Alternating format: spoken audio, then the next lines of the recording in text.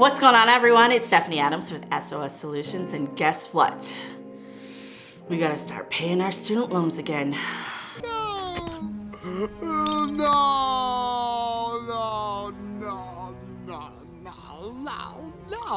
Stay tuned, and I'll help you get through this. All right, so depending on when you are watching this video, we could be paying student loans, we could not be paying student loans. I don't know what's going on. They just keep extending this stuff. But if you're watching this at a point where it is time to start paying student loans, let me give you a few options. See, so what's happened is we haven't been paying our loans.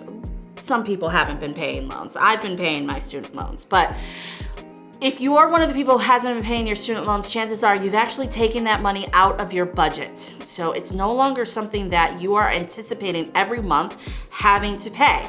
And depending on if you've got a lot of student loans, this could be a huge impact on your monthly expenses. So here's what we can do. You can actually call your student loan servicer. Probably hasn't changed. Actually, that's not true. Mine just changed. So make sure that you know who your student loan servicer is. And you can call the Department of Education if you're unsure who it is, if you have a public loan, not a private loan, a public loan. If you need the information on who is servicing your account, call the Department of Education. They can tell you who your student loan servicer is. Once you get in touch with that servicer, all you have to do is tell them what's going on with your budget.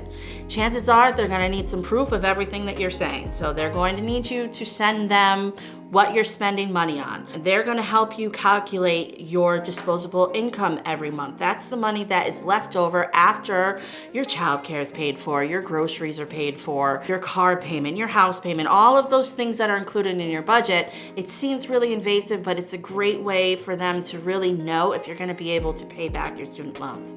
So once they calculate what your discretionary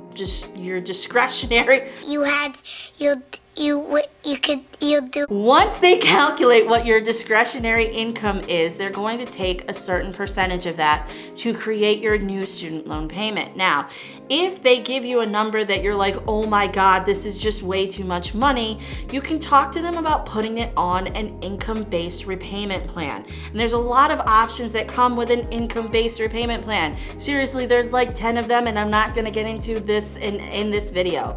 You really need to call your servicer and they will tell you what is going to work best for you. But I can tell you that income-based repayment plans have to be redone every year. So if you get on one this year where your payment is only $20 a month, next year your payment may need to go up or it may need to come down based on, you guessed it, your income. Some of the other options that you have is based on if you get a raise every year, they can change your status. It can also be based on if you lose your job, what your payment should be. So there's a whole lot of different ways that your student loan servicer can help you fit that payment into your budget. The only thing that I will tell you for people who get on an income-based repayment plan is that oftentimes the payment that you're making is lower than the interest that is accruing on your loan. So you may see that your payment, I've seen people who have zero payments that they have to make or $5 payments that they have to make, but the interest that's accruing is $40 to $50 a month.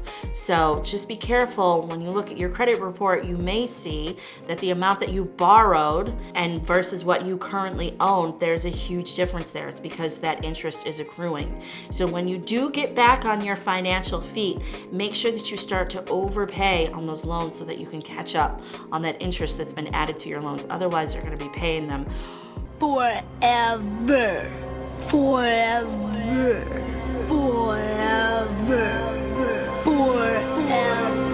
forever.